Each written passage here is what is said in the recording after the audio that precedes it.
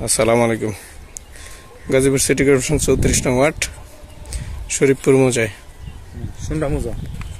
সান্ডা মৌজা। এই যে 30 ফিট রাস্তা থেকে রাস্তা 20 ফিট।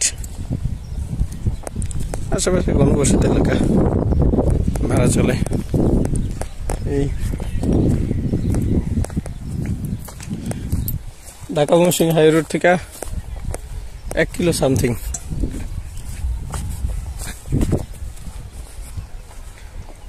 হচ্ছে জমি আছে টোটাল 3.5 বিঘা। কিন্তু ওই মানুষটা দাঁড়িয়ে আছে এখানে, ওই যে এদিক দিয়ে ওই বাড়ি পর্যন্ত। এই হচ্ছে জমি স্কোয়ার।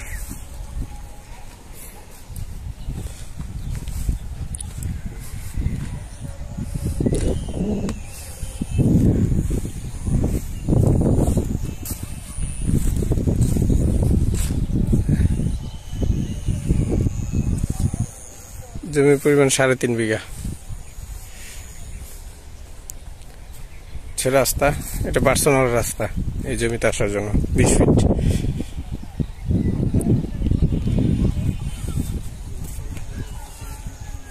এটা ওই কারেন্টের খাম্বি, আর হচ্ছে এই বাড়ি, ওই এখানে বালু ফেলানো, আর এদিক দিয়ে হচ্ছে ওই বাড়ি, আর এদিক দিয়ে হচ্ছে এইরকম সুন্দর জায়গা স্কোয়ার।